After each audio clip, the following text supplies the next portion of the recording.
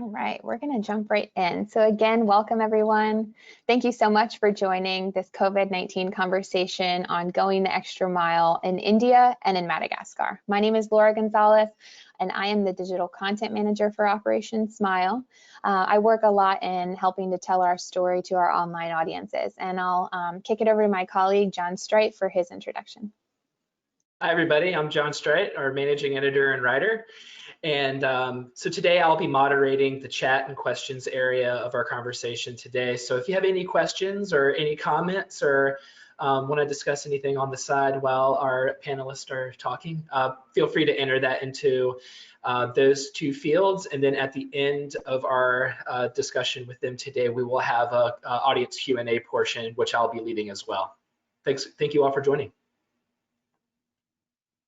Thank you, John. So now I am so excited to introduce you to our esteemed panelists today. Leading this conversation, we have Operation Smile India's Executive Director and Regional Director, Abhishek Sengupta. Abhishek became involved with Operation Smile first as a college student when he was recruited to translate Bengali to English for a medical mission near his school. And since then, he has grown with the organization and has held many roles, including program coordinator, program manager, and regional program manager, which led him to his current position as the executive director of Operation Smile India and the regional director in India, Russia, and Italy. His organizational knowledge and expertise in international development are essential to our operations in India, a country with a tremendous need for cleft care. We also are happy to welcome Operation Smile Madagascar's Education and Training Coordinator, Dr. Howard Niarson. And I'm going to say that wrong. I have no French background, so thanks for your patience, Howard. Howard is a doctor and graduate of the Medical School of Antananarivo in Madagascar. He has served with Operation Smile since October of 2019 as the Education and Training Coordinator for our Global Essential Surgery Project, and since April of 2020 as the COVID-19 Program Coordinator. Howard, Abhishek, thank you so much for participating today. So let's jump right in. Okay. So Howard, what is the current state of COVID-19 in Madagascar, and how has the virus impacted day-to-day life and the way that we're working with our patients? Yeah, thank you for the question, Laura. First, hi everyone, and we're so happy to talk with you today. We're going to talk about COVID-19 and its current state and the impact of this terrible virus. Unfortunately, unlike some Western countries, Madagascar is now around the pandemic peak. It's shown by the incredible increase of numbers for 2 months now. Just to show you, on July 15th, we registered around 5,600 confirmed cases and 43 deaths. You may say for 26 million of people, it's not that much, but it could be explained in part by a low testing capacity in the country. We have also 2 epicenters of COVID-19 now. First big one is Tana, the capital of Madagascar, the city where I am, and Tamatave is on the east coast. Both regions are under total lockdown, and in other regions, lockdown is reduced, but the sanitary emergency situation still remains. All the facilities are now overwhelmed, and the government started last week to open 3 new COVID-19 treatment centers. It should receive around 1,000 patients, especially with symptoms. Let's talk a little bit about the impact of COVID-19 virus. As we are part of a low and middle income country, the virus hit hard the country and still impact us more than others economically, socially, because many shops had to be closed and many employers had to put a part of the workers on employment, as like in many other countries in the world. And indirect impact of that is more food insecurity, because in daily normal lives, it already existed much in the country. Concerning medical care delivery, we just need to keep in mind that in Madagascar, apart of coronavirus, there's a lot of lethal diseases like malaria, dengue, plague, and then medical care must go on. And into our basic health centers, which are pillar of our health system, vaccination, care for pregnant women, care for baby continue, but at the higher level, like the regional hospital or university hospital, there's more impact because when a hospital department is not overwhelmed, it's quarantined, then only emergency surgeries and cares are delivered now in the country. And last point I would mention is that people are scared to go to the hospital now right now in the country. That's why the government spread the message of preventive measures, and for those who get chronic disease like diabetes, to continue the treatment and control. Thank you. Thank you for painting that comprehensive picture for us. And Abhishek, I know India has been pretty hard hit by the virus. Could you speak a little bit to the effects on both day-to-day life, but also the delivery of medical care? Sure, Laura. I think, firstly, a big thank you to everyone for joining us, and welcome. I hope the conversations today are insightful.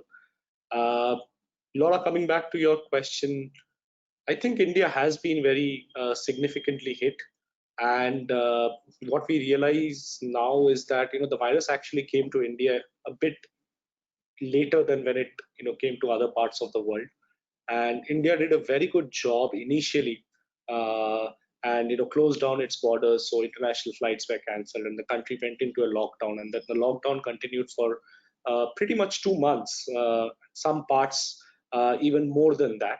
And the lockdown was implemented pretty strictly and very seriously. So there was no movement within the country. There was no movement even within cities. And people did follow it, and to some extent also forced to follow it, because there was a huge amount of fines imposed. There were district officials and police officials who were making sure that lockdown was being followed. And I think throughout the lockdown, we didn't see a huge spike in the number of cases. But since the lockdown, since things started opening up, and the government was kind of forced to open things up because of keeping economic intentions in mind, because people were losing jobs, businesses were getting shut down. So it had a very adverse effect on the economy. But since the lockdown has opened up, I mean, there has been a huge spike in the number of cases. Currently, we have close to 30,000 cases a day, new cases. India is in the next few days going to hit about 1 million cases. So we have 936,000 cases currently total. A good thing is that India being a big country, of course, a very highly populated country, but also a big country. We have to look at India. We can't look at India as a whole. So you have to look at the regional disparities within the country. So if you break down the numbers, what we realize is that out of all the cases, close to 83% of the active cases today are actually concentrated only in nine states, which again is a good thing, because you can state governments are now putting very regionalized kind of lockdowns at different states and cities to control the spread of the virus, as well as movement of people. In terms of its impact on health system, of course, being a late development country, and given that India did not have a very robust health system, even when it comes to primary health care, the impact has been significant. And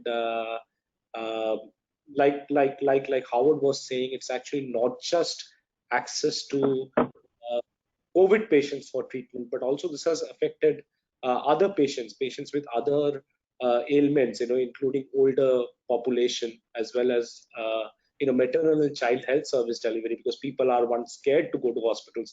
Two, actually even doctors are scared. In many hospitals, you read about it in newspapers, as well as we are hearing it from our medical volunteers, that a lot of times doctors are scared to even admit patients who have even the slightest of symptoms. They might not have COVID actually. So that has created a bit of a havoc. The government currently is trying its best to handle the overwhelming need within the healthcare system. I mean, there are stadiums which have been converted into COVID wards and quarantine facilities. There are the government has taken up a lot of the private hospitals, as well as a lot of hotels have been taken up and converted into hospitals. So Indian Railways have been supportive, and railway coaches have been converted into quarantine centers. So there's a lot of innovative thinking, and the government has done a really good job. I think, again, you have to look at it regionally, because in India, health is a state subject. So different governments in different states are able to formulate their policy. Of course, there's a directive from the central government. But I think overall, the situation with regards to the numbers, there still is an upward trend if you look at the whole country. And of course, in the next few weeks, there's no chances of it plateauing or even coming down. But there is some hope if you break down the numbers and look at it regionally. And I think currently the government is prepared with the current caseload of COVID, but also slowly preparing to for the worst, which is if the numbers exponentially start going up. So yeah, I think it's a new reality that we all are learning to live with. And I think, like Howard was saying, I mean, I think one of the biggest challenges have been, people with other ailments, who are not able to access health systems just because either they are scared, or even, hospitals are not welcoming to these patients. We hope that, as socially as we accept this as a new reality, I think people's health-seeking behaviors are also influenced, and those are some challenges that, as a country, we can overcome. Yeah, I think that's a great point. And Howard, you spoke about the fear that people are having from going into medical centers. Could you talk a little bit more about what led to Operation Smile Madagascar's decision to pause the delivery of surgical care? Yeah, thanks for the question, Laura. First of all, the main factor is COVID-19 and its impact. Safety, I think, is the key word. We should retain as much for patients as our volunteers. In one hand, we expected that our partner hospitals, where we usually do international missions, will receive COVID-19 patients in the beginning, which is the case now in the country. And in the other hand, there's a lot of people interacting during an international mission. For example, just to show you, during our last mission here in Madagascar on March, we had around 450 patients. Then you can easily imagine that it's not feasible according to the actual situation in the country. Secondly, borders problem. It's a big problem because since the beginning of the pandemic, our government had to close our borders, and like other countries, and most of our international volunteers are from various places in the world, and due to COVID-19, our borders closed, as I said. Also, we don't have enough credentialed local volunteers here to conduct a local mission in Madagascar. Then it's a big problem that factored our decision to pause surgery. To another factor that I want to mention is that some patients are from very remote places in Madagascar and will not be able to join the mission site, as in the country some regions are under lockdown, as I said, and which means some roads are totally or partially blocked. And are the factors that your team in India considered pretty similar, Abhishek? Yeah, I think firstly it was a big, it was a bummer that we had to suddenly pause all our programs, because as you know, we had just come out of a big mission in Durgapur, where we have a center, and we had just finished up a big international mission where we did over 130 surgeries, and we actually celebrated 1,000 surgeries in Durgapur, which again was a big thing for us, because Durgapur being a pretty small town, being able to mount a center there and doing 1,000 surgeries. So we celebrated it. We had invited people from the local government, and there was a bit of a sound and fury around that. And then right after the mission, COVID started impacting us, and what we realized is, so I think the primary reason to take that decision, and I think the last surgery we did at the Durgapur Center was on 22nd of March, and the country went into a lockdown on the 24th, and the lockdown was announced on the 23rd. So we actually took a decision to stop surgeries right before the lockdown was announced. But I think for us, the biggest point of discussion that we had at that point of time was one, patient safety, and second, volunteer safety, because I think that is what we champion in Operation Smile, and that is something that we would never compromise. Whether it's in our quality of surgery, the kind of services that we are delivering, or any other external influence that might impact our ability to deliver services, quality treatment. And we realized that although at that point of time there were no cases in West Bengal, there were no cases in Durgapur. Actually, wherever we run programs, there weren't any cases, but we still realized that it's not long that it's going to hit us even in these small towns and in the cities that we are working in. So we decided to stop programs, and then just after a couple of days we realized that it's also a government mandate. So of course we had to follow that. So like I was saying, the country went into a lockdown. Elective surgeries were stopped in hospitals, and of course for us at that point of time there was no question about not listening to what the government was saying.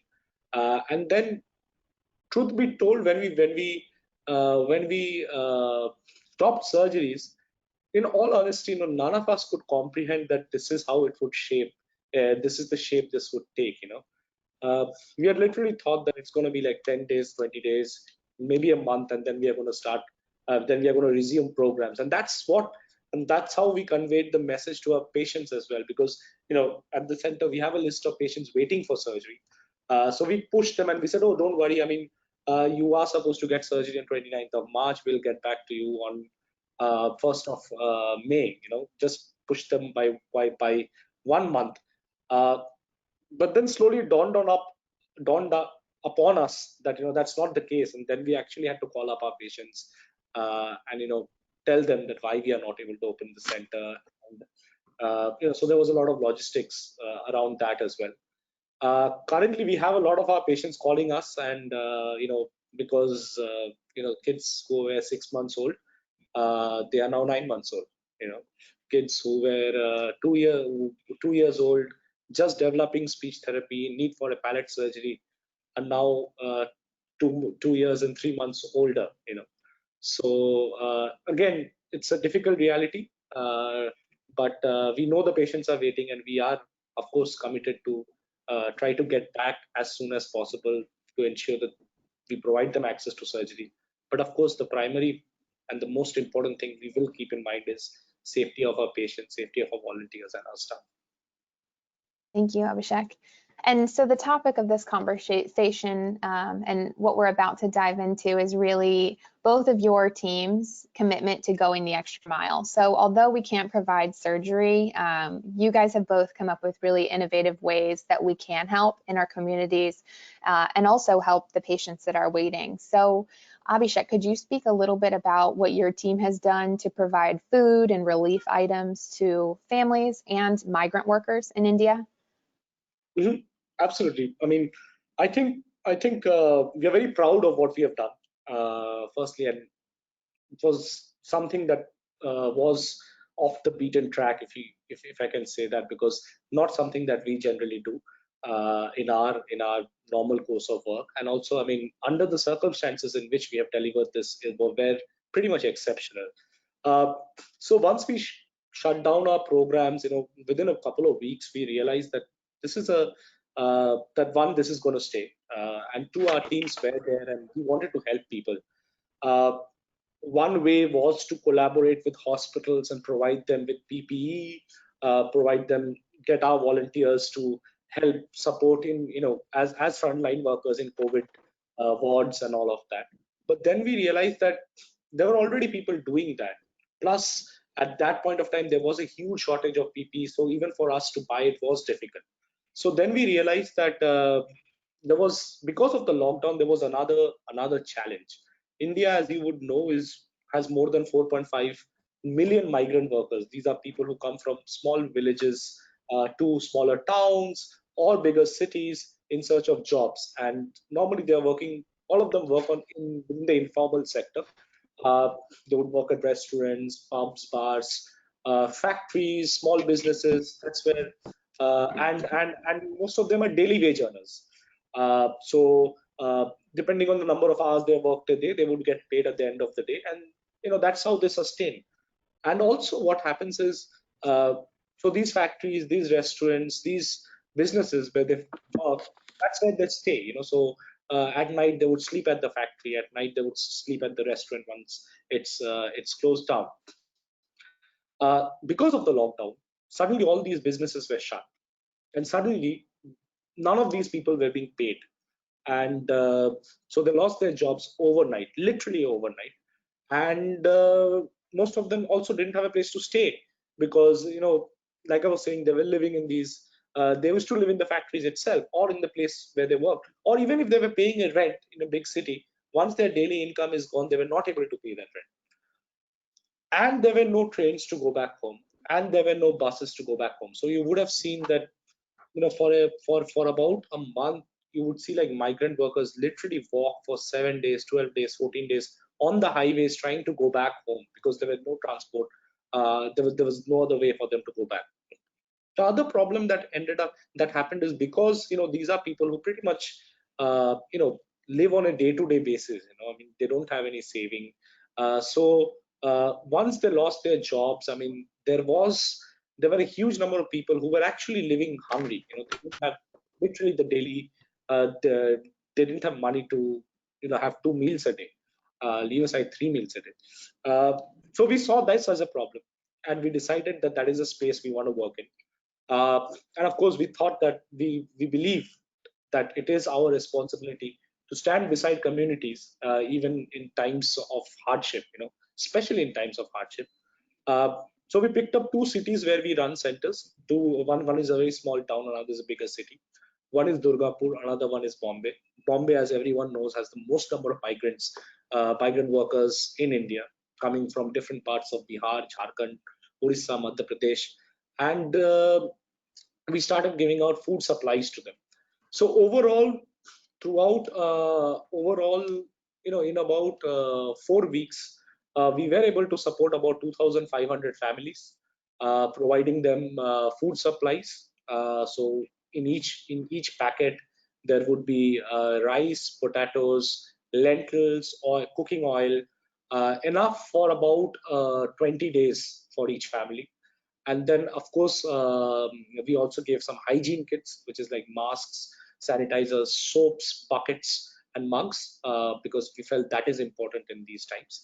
And I think it was taken very well. And the idea was that, again, we knew from the beginning that we will not be able to support them for a long time. But again, the idea was to make sure they have enough support to get through these hard times when there is a lockdown going on. And then, of course, the hope is that they will, once the economy opens up, they will go back to their jobs, start earning a salary, and they wouldn't need this support anymore. And can you talk a little bit about how we were able to utilize some of our existing partnerships to help us kind of pivot in this direction of something that we've never done before in India? Absolutely. So I think one of our primary partners was the Inga Health Foundation. We partner on a lot of programs with them. So everything that we did in Bombay was basically done in partnership with Inga. When we are running centers in these 2 places, in Bombay and in Durgapur, we actually already have existing partnerships with the local government. So that's the district magistrate, that's the police, as well as with a lot of NGOs in these areas, because we do a lot of community awareness program through them. But this time when we wanted to do this, we went to them with a very different approach, because they are not used to hearing Operation Smile do this. But we told them that we want to support communities and provide food supplies. And I think everyone was very welcoming. And I must say that we could not have done it without the help of our partners, because we really needed hands and feet on the ground. Of course, we had our teams, like you can see in this photograph, literally packing as well as distributing supplies. But of course, we needed a lot more people. So we got volunteers from our partner organizations. The other thing is, we got a huge amount of support from the government in both these local government in both these places, because just imagine, this was a time when there was a lockdown. So even we couldn't, or our teams in these areas couldn't leave their homes without a permission from the government. So the government was kind enough to actually allow our people mobility. They were given passes so that they could go purchase supplies, pack them, and then distribute them. And of course, a lot of support was provided from the local administration when we went to even distribute them, because just imagine going into a community with food for about 200 people. There is always overcrowding. There is always, and again, some things that we had to avoid at this time is overcrowding, because we wanted to maintain social distancing. We wanted to make sure that enough precautions and protection is being taken, and that's where we got a lot of help from the local administration as well as our partners. Wonderful. Thank you for describing that for us. And now switching gears to Madagascar, Howard, your team has literally gone the extra mile by creating the Extra Smiles campaign. Could you talk a little bit more about what motivated that pivot from the foundation where you work? Yeah, sure, Laura. Thank God we are able, we really thank God that we're able to make much mission, but knowing that we won't be able to make a mission for the rest of this year, we were so sad. And as Abhishek said, people here too are in very bad condition, especially with food condition. They might have just one per day, and they are living under $2 per day too. And then the idea of going towards the patients instead them coming to us came. It's braving miles to bring smiles, and that's how Madagascar team gave birth to Extra Smile program. And one branch of that campaign is called Extra Smile Nutrition. Similar to in India, your team is giving kind of like relief and food kits to families. Why is it so important that the families that we serve are receiving these essential items during this time? Yeah, as I said, it was so important for us to help those families because they are in a very bad condition, as I said, and they were so committed to bring them these food supplies because all of them live at the region under lockdown, and that was our main criteria. Bringing food supplies for those who are under lockdown, for those who can work, for those who can't go out, for those who are under quarantine. And the Smell Nutri Pack, that was the name of the food supplies, was supposed to last 15 days by delivering around 2,500 kilocalories per day. In addition, we gave them a deworming pill and flyers on healthy diet. We would like to show them how to eat properly, what to eat exactly, to reinforce immune system, which will help them to fight disease more easily. Extra Small nutrition had 2 phases, and we were able to visit 6 regions in Madagascar during phase 1 and phase 2, and we distributed Small Nutri Packs to 532 patients and their family. Who also we were able to distribute 26 Small Nutri Packs to 26 malnourished patients. And among of all, we are not forgetting our volunteers. Then we gave them food. We gave food supplies to 120 of them. Whereas in Small Nutri Packs, it's quite similar with what Abhishek did in India. We gave them 25 kilograms of rice, 3 kilograms of legumes, 2 concentrated milks, 2 bottles of cooking oil, 2 kilograms of sugar, 1 bottle of soap, and of course 5 washable masks. I just want to bring precision on what is done for malnourished patients. We also gave them adapted formula, therapeutic food, this to continue our existing nutrition program here in the country, because normally in normal time we gather our malnourished patients in the nutrition boot camp for 2 days, but since it's impossible due to the situation, we travel to each of their place. And in addition of that, for volunteers, we added N95 masks and sanitizers, as most of them are working in the hospital on front lines against COVID-19 war. Also, there's another aspect of extra small nutrition. We made a partnership with local institution nutrition office, national office of nutrition here in Madagascar, and this our main focus area was on the east region named Muramang, because we heard from them that there's a lot of people that who is under quarantine, and they just threatened the government to go out because they didn't food, they didn't have to eat, and they were just hungry. That's why we made this partnership with National Office of Nutrition by giving in-kind donation, and with local authority help, we were able to give 30 kilograms of rice, 2 bottles of cooking oil, and 12 kilograms of legumes to 145 households quarantined at home in Muramang. It has the expected impact because number of cases in this region continue to decrease right now, and that is our goal, to contain the spread of this terrible COVID-19 virus. That's incredible. Your team should be insanely proud of the work you've been able to achieve and the hard work of traveling across Madagascar to deliver this type of relief. I understand that there are other focus areas of the campaign targeting hospitals, kind of public awareness, and then education-based webinars. Could you talk about some of the other focused areas? Yeah, as you said, Laura, we had 3 over components of this extra small program: extra small hospitals, extra small awareness, and extra small webinar.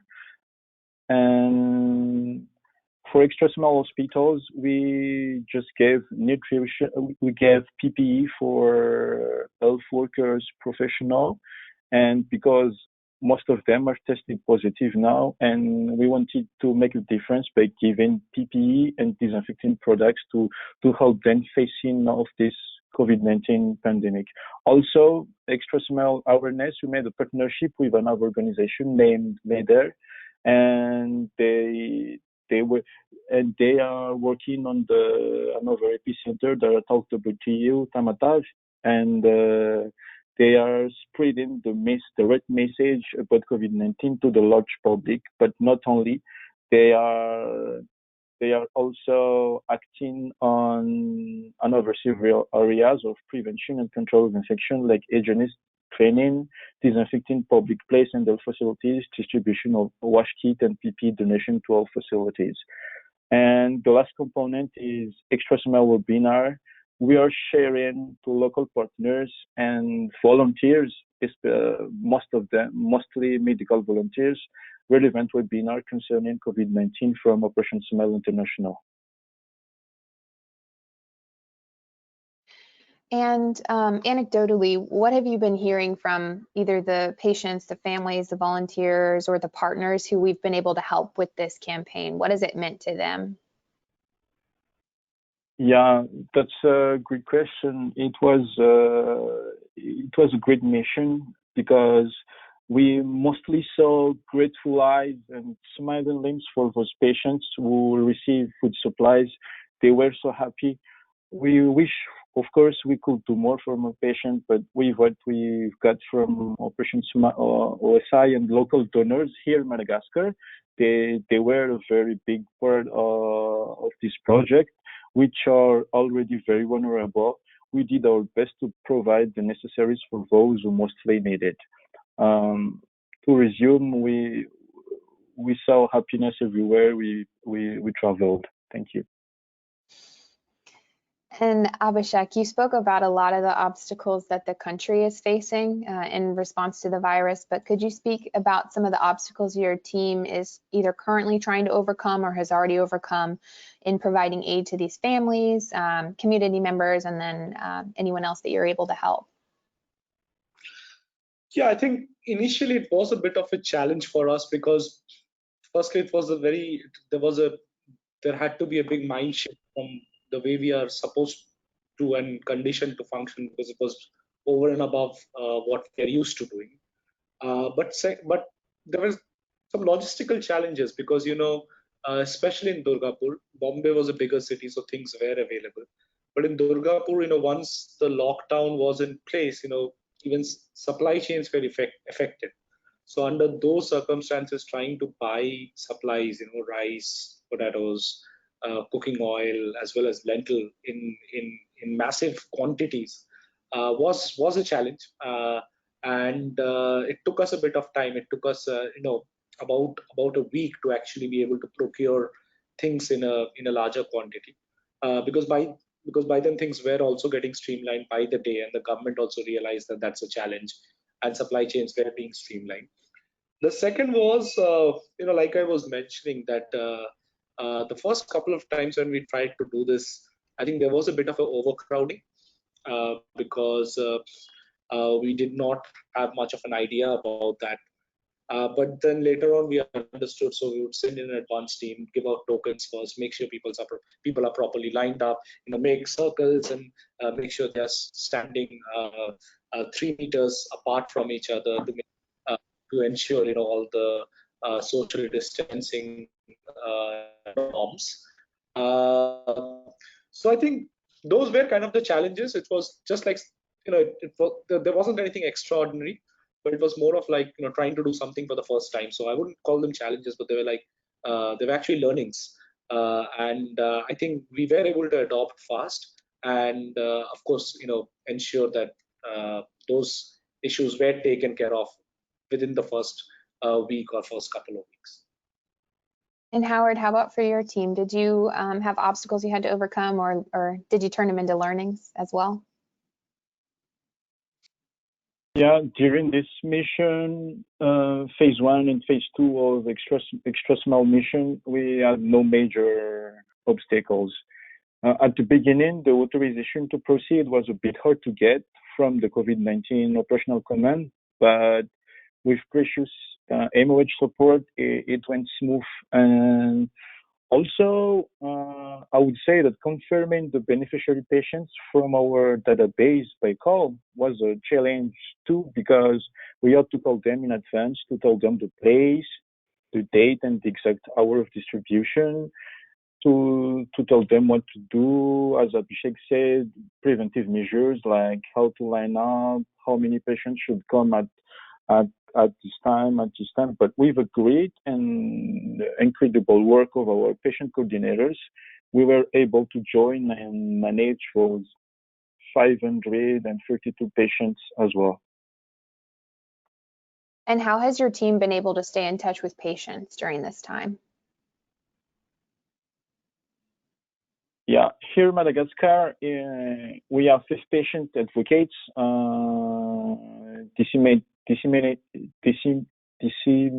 disseminated in different places, and they are mainly parents, patients in the past, and they are our main contact point in the country.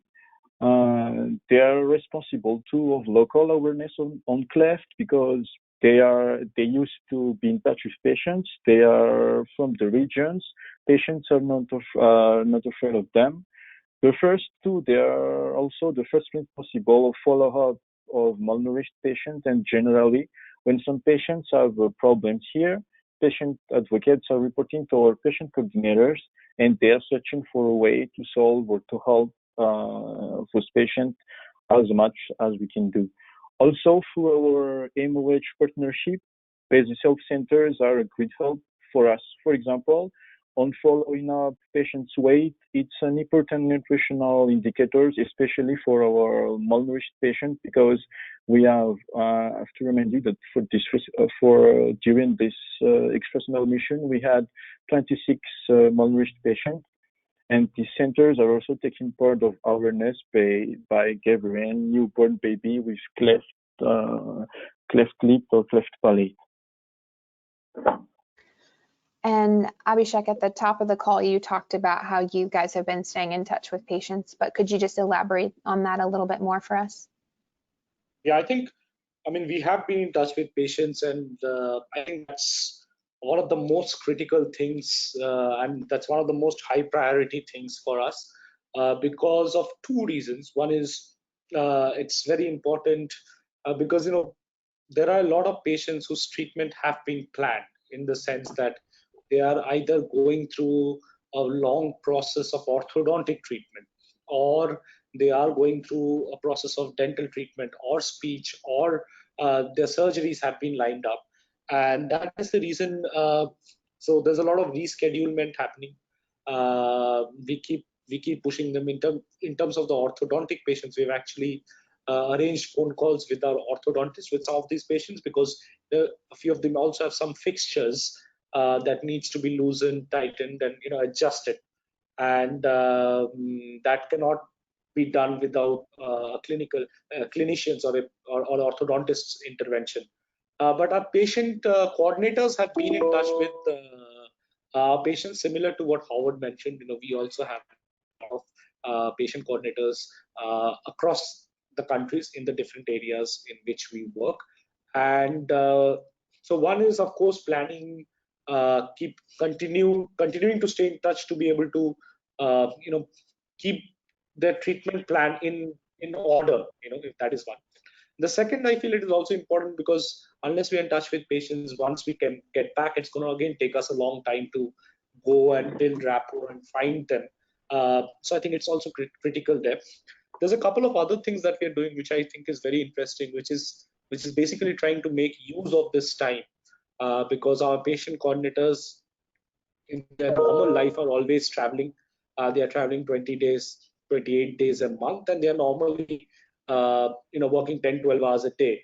So we wouldn't have this time, but we have some downtime.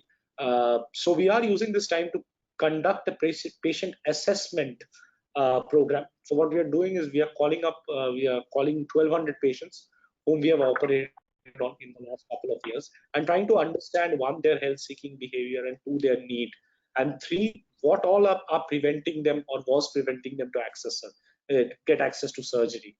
And let me give you an example. We are finding some very interesting things there. For example, Vijayawada is one of our sites where we keep going back every year, and we have been doing that for the last 5 to 6 years. We don't have a center there. We go there every year, we do a mission, we come back. What we are hearing now through our patient assessment, which is just midway, is patients in Vijayawada, a lot of them, about 120 patients, are saying that they need speech therapy. Okay, so we want to use these knowledge to redesign our programs. What does that mean? I'm already starting to think about maybe a small speech clinic in Vijayawada. We don't have to mount a full-fledged center because that's expensive. It's difficult to mount, but a small speech clinic is not difficult. You know, we are already thinking of mounting that in partnership with the hospital where we work in Vijayawada, and provide this comprehensive and complete care to patients whom we are taking care on missions. So I think it's been very interesting, this patient assessment. A lot of it's basically a very bottom-up approach to programs. It's not about we deciding which patient needs surgery, what kind of treatment we need, patients need, and then going with it. But it's more of like patients telling us what they need. And in a way, I also look at it as patients demanding certain services. And I think this whole conversation is going to help us design more targeted programs which will address these patient needs. So again, basically trying to take advantage of the downtime of our patient coordinators who are always running around to get into understanding our patients a little better. Yeah, that's so important. And I think we're seeing that in a lot of our foundations. Howard, is your team taking similar steps to really improve the way you're able to deliver cleft care once it's safe to do so? Yeah, for sure. I think that Abhishek, India, Operation Smile in Madagascar are trying to take the same pathway now because we are also searching a way to develop a comprehensive cleft care in the country. We are working too on speech dental, on psychosocial programs, and we are trying to redefining the whole program, and we're designing now, but we have nothing structured yet. But we are trying to find a way to deliver the comprehensive care, cleft care. We are, as I said, we don't have nothing structured, but we want to do it with the safest way possible as we can do, with the best resources we have, like equipment, human resource, and infrastructure.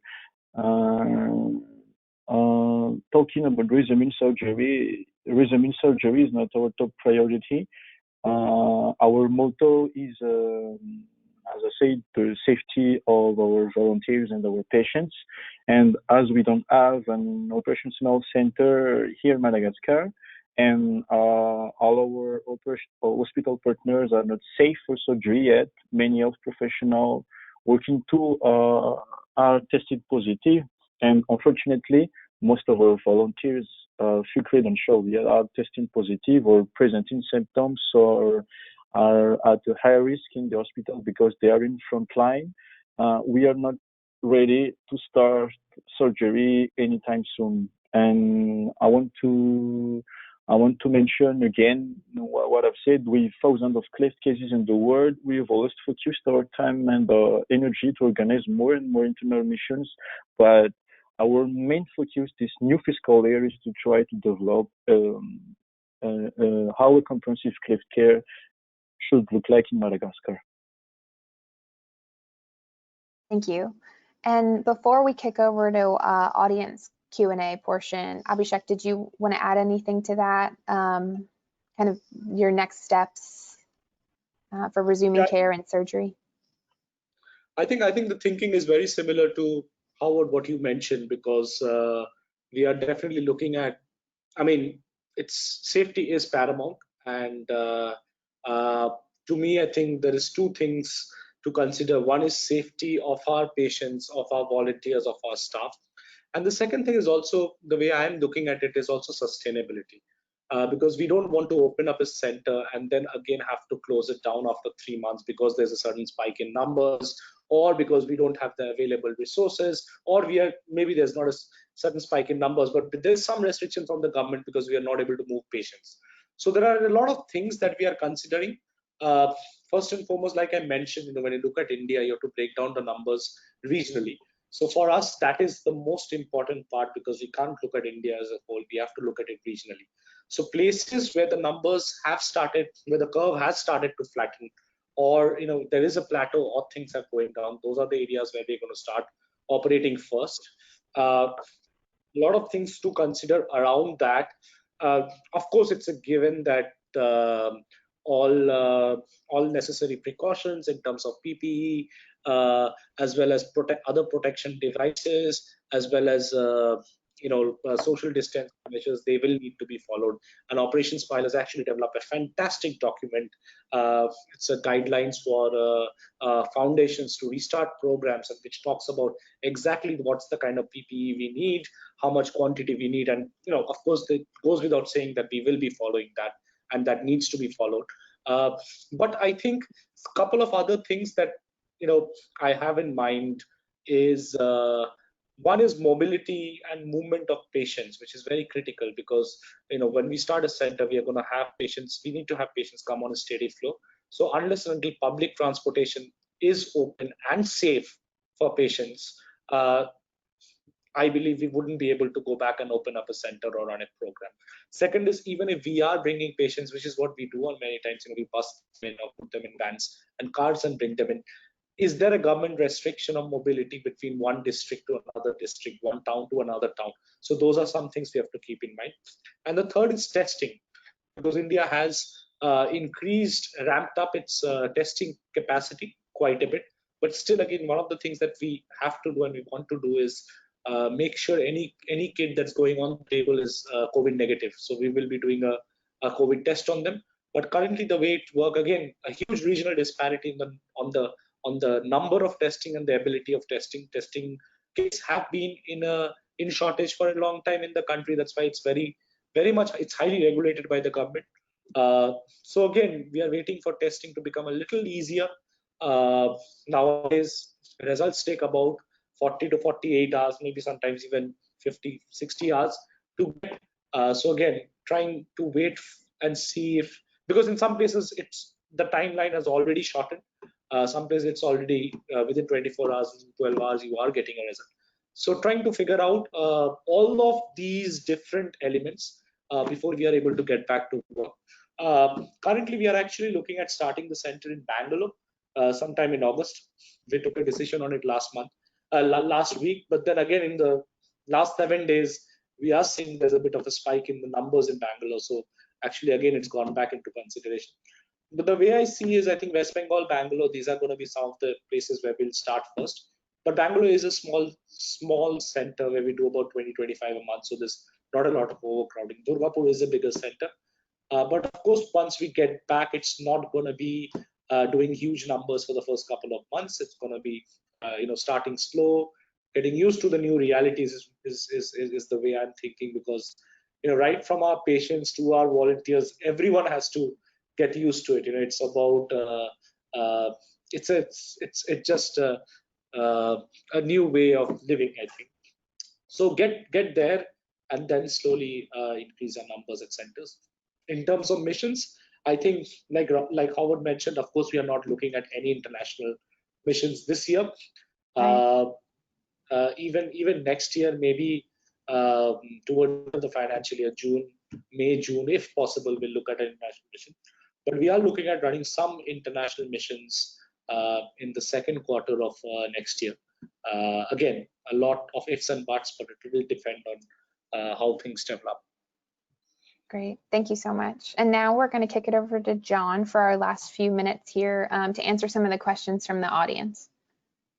Yeah, thanks.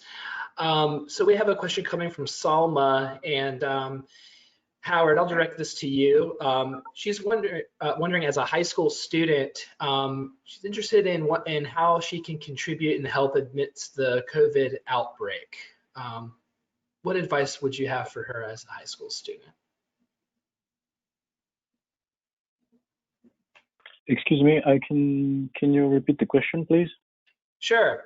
The question is, as a high school student, I'm very interested in how you think we can help and contribute amidst the COVID outbreak.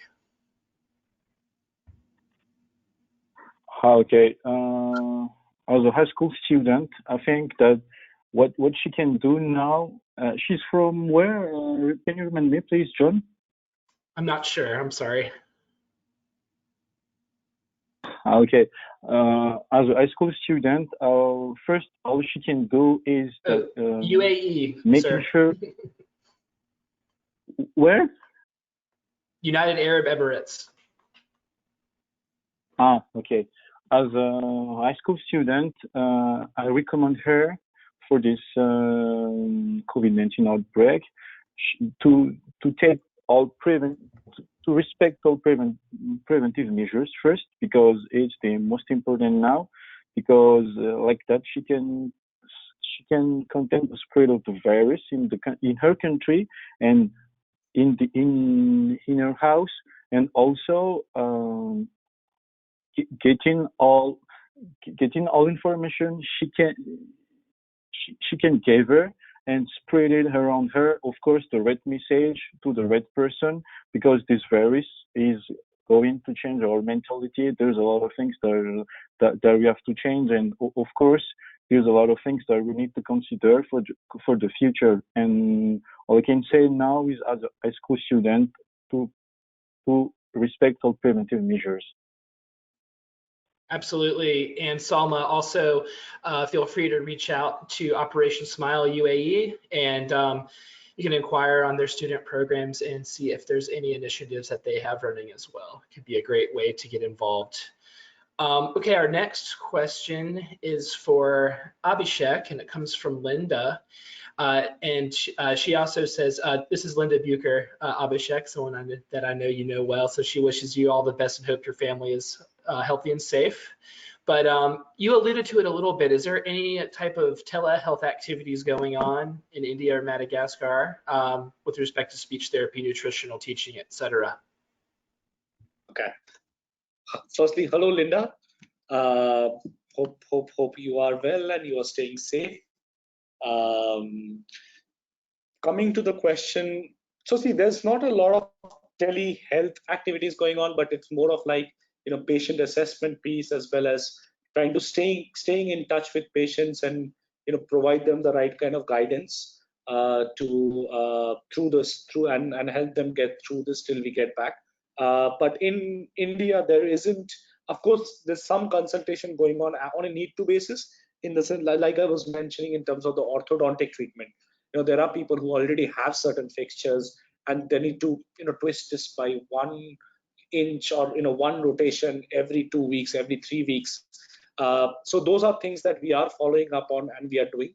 But other than that, we are in touch with patients through the patient assessment piece, as well as talking to them about their schedule for treatment. But no, there's nothing in terms of speech therapy or nutritional teaching over the phone. But I know there are other foundations in Operation Smile doing it. I know Nicaragua is doing it. I know Smile Italy, which is actually one of the countries that I oversee, is doing it. And I know some parts of Russia. Russia is also doing it. They're doing speech therapy as well as some nutritional counseling over video calls as well as telephones. But in India, unfortunately, we are not doing it. And we did think about it, but somehow, given the available resources and the restrictions of lockdown, we weren't able to kind of implement it.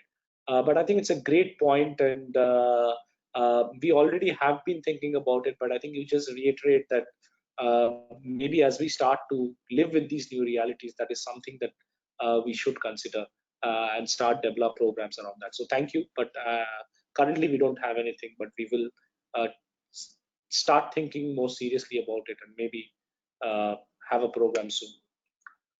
Excellent. Well, again, I just want to thank everybody for inputting your questions, and I want to thank our panelists, Howard and Abhishek, for their time today. Thank you guys so much for joining us and sharing your insight with our audience and with the world. It means a lot to us. So yes, on behalf of Laura and I, we're signing off for this COVID-19 conversation, and we'll see everybody next time.